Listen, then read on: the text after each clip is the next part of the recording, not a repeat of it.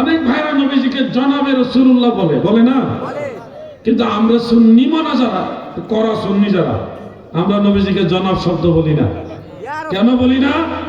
জনাব শব্দটা সম্মানিত ব্যক্তিদের বেলায় ব্যবহার হয়, কিন্তু সম্মানিত যারা সাধারণ মেম্বার, চেয়ারম্যান, সাধারণ যারা সম্মানিত তাদেরকে আমরা বলি জনাব অমুক, জনাব তমুক।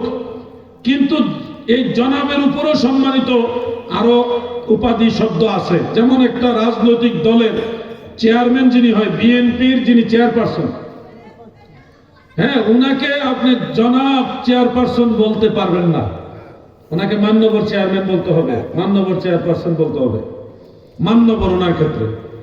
তাহলে জনাব এবং মান্যবরের মধ্যে বেশ কম আছে। আবার একটা দেশের যিনি প্রধানমন্ত্রী হয়, উনাকে বলতে হবে মাননীয় প্রধানমন্ত্রী, উনাকে মান্যবর প্রধানমন্ত্রী বলা যাবে না। জনাব প্রধানমন্ত্রী তো বলা যাবেই না, মান্যবর প্রধানমন্ত্রী বলা যাবে না, বলতে হবে মাননীয় প্রধানমন্ত্রী। তাহলে জনাব বড় না মাননীয় বড়? বুঝতেছেন না আপনারা কথাগুলো? আবার মাননীয় চেয়েও বড় আছে, যিনি রাষ্ট্রপতি হয়, প্রধান বিচারপতি যিনি হয়, ওনাদেরকে বলতে হবে মহামান্য রাষ্ট্রপতি। একজন রাষ্ট্রপতিকে আপনি যদি বলেন মাননীয় রাষ্ট্রপতি হবে না,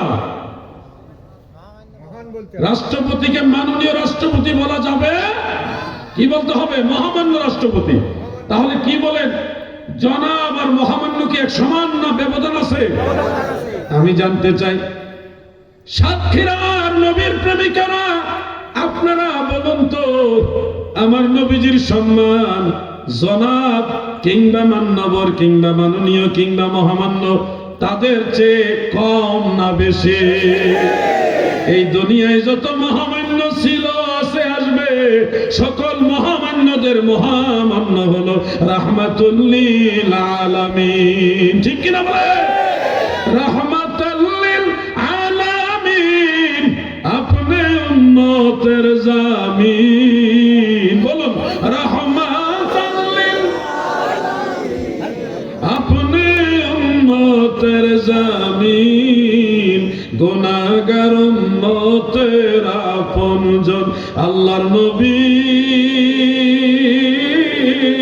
নূরের নবী গো, আপনি নবী আমার জীবনের জীবন। আল্লাহুম্মা মাশাআল্লাহ।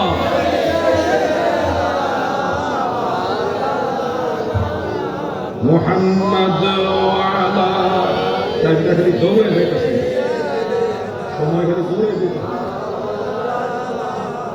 আর বেশিক্ষণ আপনাদের কষ্ট দেব না, অল্প কিছু সময় হাতে আছে, এই কথাগুলি বলে যাই, কে আমের কথাটা একটু যোগ করে দিয়ে যাই।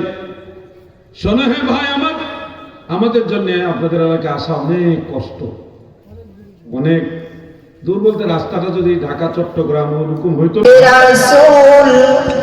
তোমায় ভালোবাসি